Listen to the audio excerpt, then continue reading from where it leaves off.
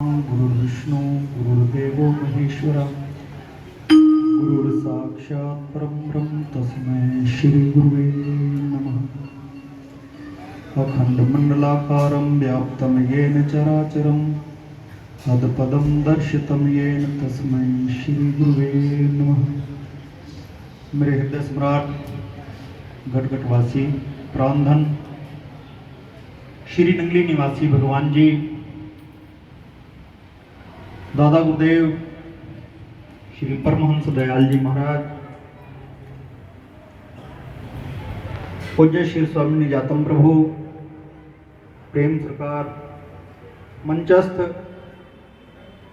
पूज्य अर्चनीय वंदनीय महामलेश्वर पूज्य श्री स्वामी शिव प्रेमानंद जी महाराज और मंचस्थ मेरे गुरु घर का सभी अर्चनीय वंदनीय संत समाज, संत बहनें,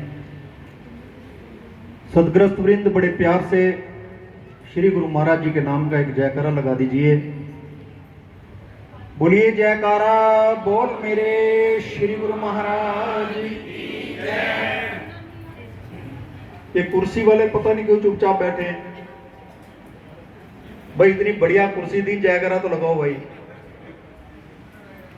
बोलिए दादा गुरु महाराज की। आवाज नहीं आई, हाथ तो खड़े हो गए। बोलिए श्री नंगली निवासी भगवान की। नहीं लगाया जयकारा मुंडों ने सबने। भाई कुर्सी दी है, जयकारा लगाओ भाई।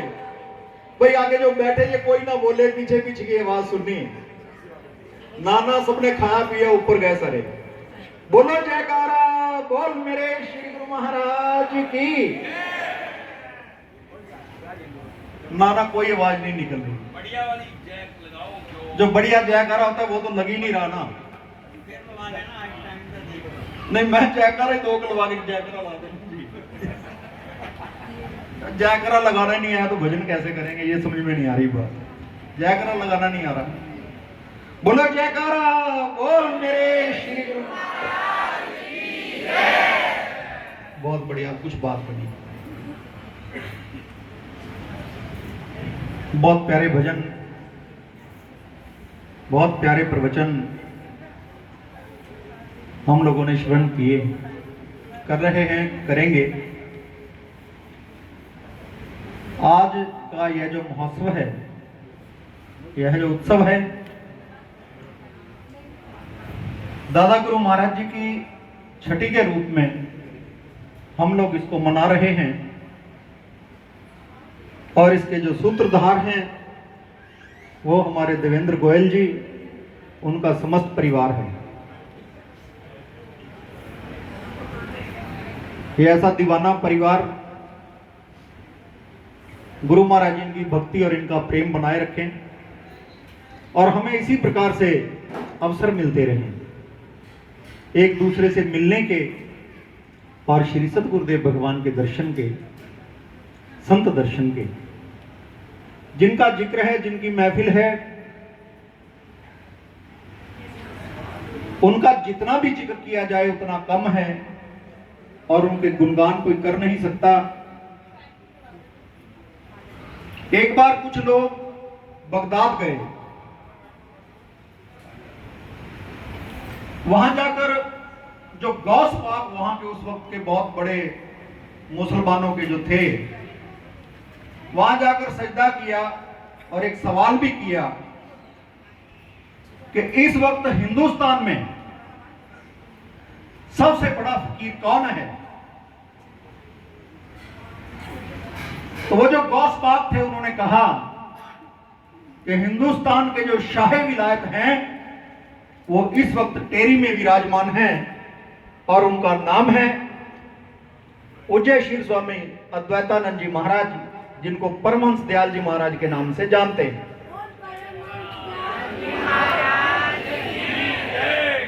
वो मुसलमान लोग बड़े हैरान हो गए। उन्होंने कहा महाराज फकीरी तो मुसलमानों के पास है, आप एक हिंदू फकीर का नाम ले रहे हैं। बोले फकीर तो फकीर होते हैं, उसमें ना कोई हिंदू है ना कोई मुसलमान है, वह फकीर है आपको तो यहां आने की आवश्यकता ही नहीं थी, आपको तो हिंदुस्तान में ही तुम्हारे शाही विलायत मिल जाते। और वो सारा जितना भी कारवां था, जितने भी वो लोग गए थे, वो अपने घर नहीं गए, वहां से सीधा टेरी गए,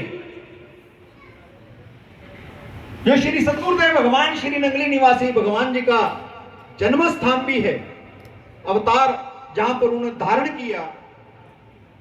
वहां पर दादा गुरुदेव परमहंस महाराज जी, जहां से उनको नाम दीक्षा हुई श्री गुरु महाराज जी को, आप आरती गाते हैं, उस आरती के जो रचयिता हैं भक्त अमीर चंद जी, हाँ जी, साहेब चंद जी,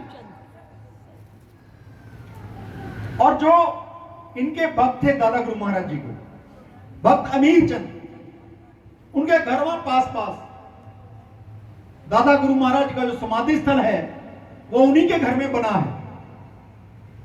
प्रेमियों, वो सारे जितने मुसलमान थे अपने घर में जाकर दर्शन करने के लिए कि इस वक्त शाह विलायत कौन है, जब वहां गए तो दादा गुरु महाराज तो चारपाई पे थे और उनको फालिस था, अधरंग, चल नहीं पाते थे, कई दिनों से ऐसा ही था। तो सारे बड़े हैरान हो गए कि जो स्वयं ही नहीं चल पाता, जो स्वयं अपने आप को ठीक नहीं कर पाता, वो शाही विलायत कैसे हो सकता है। उनके मन में बुलबुला रहा था सवाल कि गौस पाक ने तो ये बात कही, लेकिन यहां तो माजरा कुछ और है, यहां का नजारा कुछ और है। इतने में क्या देखा कि परमहंस महाराज जी उठे और थोड़ा चलकर चले गए बाहर, बाथरूम वगैरह, आकर फिर लेट गए। अब और हैरानी की बात थी ये कि अभी तो कह रहे थे उठ नहीं पाते और अभी ये उठकर गए भी और आ भी गए। तो भेद खोला दादा गुरु महाराज जी ने, परमहंस दयाल जी महाराज ने उस भेद को खोला। दूसरा विश्व युद्ध चल रहा था उस वक्त, तो उन्होंने कहा कि हमने अपना आधा शरीर यानी कि अपनी आधी शक्ति उस दूसरे विश्व युद्ध में दे रखी है, क्योंकि वहां पर हमारे भारत के बहुत सारे योद्धा सैनिक उस दूसरे विश्व युद्ध में काम कर रहे थे, लड़ रहे थे। तो ऐसे हमारे दादा गुरुदेव, जिनको शाहे विलायत का दर्जा मिला और जो उनके समय में उनसे बड़ा कोई फकीर था ही नहीं और ना आज तक कोई हुआ है, उनसे बड़ा कोई हुआ भी नहीं। उनसे पहले भी कौन सा था, आप उनका इतिहास पढ़कर देखो। पूज्य श्री स्वामी श्री प्रेमानंद जी महाराज ने उस ग्रंथ को और सरल कर दिया। उसमें फारसी और अरबी के शब्द थे, समझ नहीं आते थे, लेकिन अब जो ग्रंथ है वो बड़ा सरल है, हर कोई समझ सकता है। अपने घर में रखो, स्वाध्याय करो, एक पन्ना प्रतिदिन पढ़ो। वो सारे का सारा जो एक पन्ना भी, एक लाइन भी अगर आपके समझ में आ गई तो आप अपनी जिंदगी का फलसफा समझ जाओगे, आप अपनी जिंदगी का लक्ष्य पालोगे। दादा गुरुदेव परमहंस, उनकी तो इतनी लीलाएं हैं।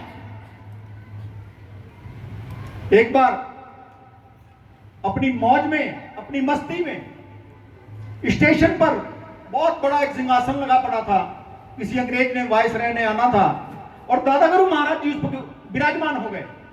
किसी की हिम्मत नहीं पड़ी और दादा गुरु महाराज तो वैसे ही फकीरी में थे, तन पर वस्त्र भी नहीं रखते थे, निर्वस्त्र, और जाकर बैठ गए उस सिंहासन पर।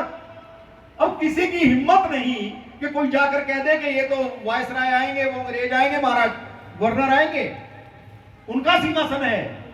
कहते हैं कि ट्रेन रुकी और वायसराय उतरे तो वहां जो अधिकारी थे उन्होंने कहा कि महाराज आपके बैठने का आसन तो लगाया था पर पता नहीं है, कोई फकीर बैठ गया आके।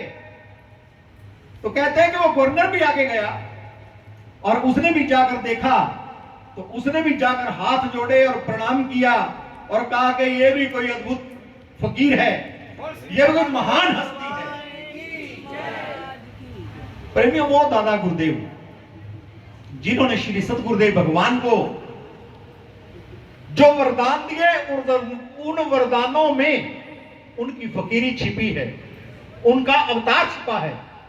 जब श्री सद्गुरुदेव भगवान जी को गुफा से निकाला गया और उनकी उस अवस्था को परमहंस महाराज जी ने देखा, तो उन्होंने कहा कि आज इनको राम कहो तो ये राम है, आज इनको कृष्ण कहो तो ये कृष्ण है, आज इनको गुरु नानक कहो तो ये गुरु नानक हैं। आज ये उस पदवी पर पहुंच गए हैं।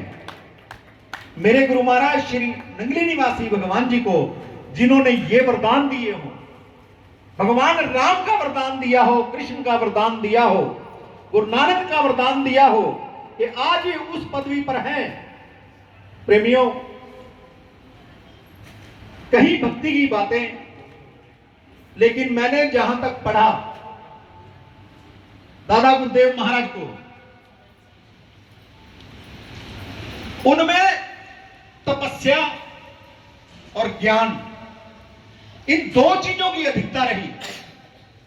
जितना ज्ञान परमहंस महाराज जी में है, क्योंकि रास्ते ही चार हैं, ज्ञान, भक्ति और कर्म। लेकिन मेरे गुरु महाराज श्री नंगली निवासी भगवान ने कहा एक रास्ता और है, और वह है शरणागत का रास्ता। परिवारों के परिवार शरणागत हो गए। निजातम प्रभु का पूरा परिवार समर्पित हुआ। उदाहरण है, दृष्टांत है। और न जाने उस वक्त आप आनंदपुर देखते हो, ये पथरीला एरिया था, और कहते हैं कि 3 गांव की संगत थी, 3 गांव बसे बाद में, जिन्होंने उसको तोड़ तोड़कर प्लेन किया। परिवारों के परिवार भगवान ने, नंगली निवासी प्रभु ने वो चलाया चक्र शरणागत का, शरणागत योग। किसी ने कर्म से प्राप्त किया, किसी ने भक्ति से प्राप्त किया, किसी ने ज्ञान से प्राप्त किया। लेकिन श्री गुरु महाराज ने कहा कि शरणागत होकर, शरणागत का भाव समझते हो, दूसरा शब्द होता है इसका समर्पण। अर्जुन को लास्ट 18वें अध्याय में भगवान ने प्रश्न किया कि अर्जुन, मैंने तुझे 17 योग बता दिए, तेरे पल्ले कुछ पड़ा, तेरी समझ में कोई बात आई? अर्जुन ने ऐसे सिर हिलाया, बोले नहीं महाराज, मेरे कुछ समझ में नहीं आया। तो भगवान ने जो योग उस वक्त अर्जुन को दिया, समर्पण का योग, सर्वधर्मान् प्रत्यज्य मामेकं शरणं व्रज अहं त्वा सर्व पापेभ्यो मोक्षयिष्यामि मा शुचि। मामेकं शरणं व्रज, केवल तू मेरी शरण में आ जा, मेरी शरण प्राप्त कर। छोड़ तू सारे धर्म, छोड़ तू सारे योग। और यही योग मेरे श्री गुरु महाराज श्री नंगली निवासी भगवान ने इस कलयुग में उस द्वापर के योग को फिर स्थापित किया। इस शरणागत के शब्द को, उस समर्पण को शरणागत में रूपांतरित किया कि तुम शरणागत हो जाओ, तुम छोड़ दो इधर उधर की सारी कहानियां, तुम शरणागत होकर मुझ तक पहुंच सकते हो। प्रेमियों, भगवान तो भुजा उठाकर कहते हैं इस बात को कि तुम मेरे समर्पण हो जाओ। लेकिन एक भाव जो भक्तों का है वो ये भी है, तुलसीदास जैसा। एक चौराहे पर तुलसीदास बैठे हैं, भजन कर रहे हैं। किसी ने कहा कि अरे तुलसीदास जी, तुम यहां कैसे बैठे? उसने कहा और कहां बैठूं? अरे मेरे से भक्ति नहीं होती, ज्ञान मेरे पास है नहीं, कर्म मेरे से कोई ढंग का होता नहीं, शरणागत आज तक हो नहीं पाया। उसने कहा महाराज ये चौराहा, बोला देखो इसमें 4 रास्ते मिलते हैं, एक ज्ञान का लगा लो, एक कर्म का लगा लो, एक भक्ति का लगा लो, एक शरणागत का लगा लो। ये 4 रास्ते हैं, इनके सिवा कोई रास्ता नहीं कि प्रभु तक पहुंचा जा सके। लेकिन मैं तो भक्त हूं और वो भी नादान। बोले किसी भी रास्ते से आए, इस चौराहे से होकर गुजरेगा। तो उन्होंने कहा ये चौराहा कौन सा है? बोला ये कृपा का चौराहा है। मैं तो केवल गुरु की कृपा को देखता हूं, वो किधर से भी आए लेकिन मेरे सिर पर हाथ रख के जाए, मेरे ऊपर कृपा करके जाएगा। या तो कोई ऐसा भाव भी आदमी बना ले तो तब भी उसे प्राप्त कर सकता है। प्रेमियों, बहुत कहने को है, लेकिन मैं भी समय की उल्लंघना नहीं करना चाहता। हमारे पूज्य महामंडलेश्वर श्री स्वामी शिव प्रेमानंद जी महाराज, उनके बारे में एक बात कहना चाहता हूं। आप सरोवर पर गए इस बार? कौन कौन गया, हाथ उठाओ। थोड़े गए। सरोवर एक ऐसा, नंगली साहब का सरोवर बन गया है, मेरे ख्याल ज्यादा नहीं तो मैं तो मोटा मोटा अंदाजा लगा रहा था कि 60-70 लाख रुपया लगा दिया होगा स्वामी जी ने। और बहनों के लिए विशेष व्यवस्था, स्नान की, और स्विमिंग पूल भी आपके 5 स्टार वाले क्या करेंगे उसके सामने। ऐसा सुंदर सरोवर श्री सतगुरुदेव भगवान जी का बनकर तैयार हो गया नंगली साहब में। आज के बाद नल पे स्नान नहीं करना, नल का जल उसी में डाल दिया जाता है। वहां जाकर स्नान करना, सरोवर के स्नान का महत्व ही अपना है। जब उसमें स्नान करते हैं तो सारी कृपा, सारी नदियां, सारे समुद्र उसमें आ जाते हैं। गुरु महाराज जी की कृपा आप लोगों पर सदा बरसे, आपका भक्ति, आपका प्रेम सदा बना रहे। गुरु महाराज जी के चरणों से सदा आप लोग जुड़े रहो, आपके घर आंगन सदा सदा खुशियों से महकते रहें। और मेरे दादा गुरु महाराज, मेरे श्री नंगली निवासी भगवान जी की कृपा और जो भी आपके रहबर हैं उनकी कृपा आपके ऊपर सदा सदा बनी रहे। आपका ध्यान, आपका भजन सदा बना रहे। इन्हीं शब्दों के साथ एक बार फिर से मैं देवेंद्र गोयल जी और उनके परिवार को लाख लाख बधाइयां देता हूं।